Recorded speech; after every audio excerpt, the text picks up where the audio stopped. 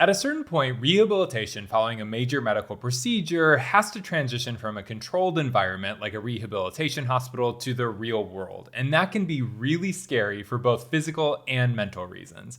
For the former, a perfect example of how terrifying it can be is driving. And in the moments I included for September 27th and 28th in my book, Losing Linda May, A Cancer Caregiving Memoir, my mom, dad, and I are at breakfast, and he pitches to us that I should take her out driving again to get her accustomed to having to do it, because once I eventually move back to New York City, she is going to have to drive on her own because my dad will be at work. So I did take my mom to an empty parking lot of a nearby church just to get her bearings. It was very much like when my parents were teaching me how to drive at 14 years old. We are in an environment with very little risks and nothing else that was opposing us, like oncoming traffic.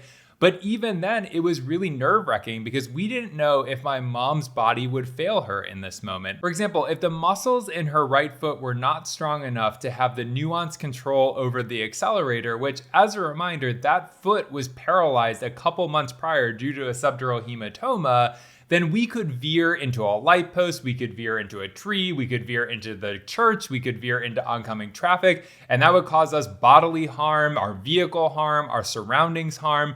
It would have been absolutely terrible. My mom was obviously very nervous as well, because when your body fails you and it's unexpected, you can't help but shake the feeling that it's going to just happen again at a moment's notice, even though it's not actually that likely. Then you put that on top of the fact that when you are in situations like driving on a normal street, not in our isolated safety zone, you have other people and their behavior to contend with. So other drivers are going to do things like cut in front of you at a moment's notice, and then you have to slam on your brake. But with my mom, her reaction time still had not gotten back to normal, so she could have ended up rear-ending someone if they did that to her, and it would have been her fault. There were other situations and settings which were much lower stakes, but still really concerning for my mom. Like, she worried about falling in public and not being able to get back up on her own. She worried about slowing other people down because her movement just was not very fast anymore. She was 5'11". Realistically, she was actually 6 foot tall. She just didn't like to say that. And she used to move like a gazelle, and she had such long legs,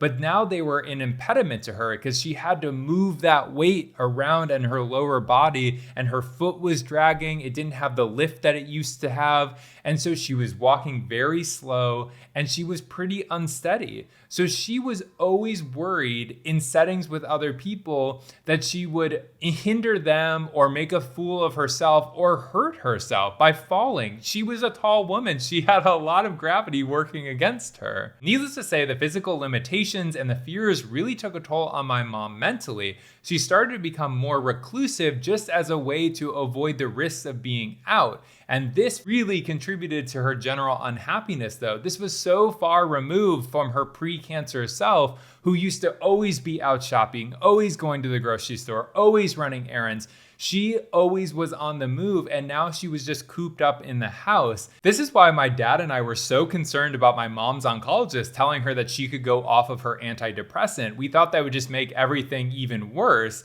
And we also worried about when she would complete her outpatient rehabilitation sessions at the hospital, because then she wouldn't be forced to do the at-home exercises anymore. Because my mom was not one of those people who, after getting knocked down by life, that they get really motivated to get better or even stronger. No, she just got hopeless and discouraged. And I get that completely. I'm very much the same way. As I mentioned in a previous video that I'll link above, after my mom passed away, I started religiously going to the gym and really focusing on my nutrition and taking in protein shakes to build up a lot of mass, which I did over a 4-year period of time. But all that was wiped away during my cancer treatment. So anytime I go to work out now, I just have it in my mind that I will never get back to where I was. Just the other day, I was going through one of my external hard drives looking for a picture that I wanted to post to the @JustSomeHindsight Instagram account, and I found one of me from July of 2018 where I looked incredible. It was a shirtless picture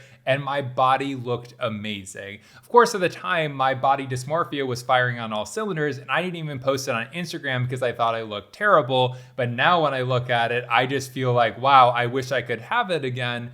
But after my treatment, which culminated with an autologous stem cell transplant, I am just not equipped, even at a hormonal level, to get back to that point because my testosterone has permanently taken a hit, which leads me to when I started becoming sexually active again after my immune system had rebounded enough for me to interact with another person in that way. I had so many body issues and self-esteem issues. I didn't know what I had to offer anymore. I was skin and bones. I had no muscle mass. I had this ugly port implanted in my chest, and I had the baggage of cancer treatment. So I had major performance issues. I also discovered that I had developed erectile dysfunction over the course of my treatment as well. But I was very fortunate at that time to meet my now boyfriend, Alex, who is so kind and thoughtful, caring, and also very complimentary. And so he really helped me get over those issues that I was having. But now when he compliments me, I disregard him as just being biased, but that's my own shit that I have to resolve. If you're a caregiver for a loved one who's transitioning from private to public rehabilitation, do not be aggressively pushy. Understand their comfort zone and help them take one step at a time out of it. That will be so less stressful for them and so less stressful for you. And if you are the person who is recovering, I know this is hard, and I am speaking to myself once again with this advice, but be kind to yourself. You are only human. You will have good days and you will have bad days. All you can do is just keep trying your best. That's it. The next video I'll be releasing on September 30th will be about reaching the end of being a primary caregiver. So hit subscribe, leave any questions in the comments. The link to my book is in the description, and I will see you all on the 30th.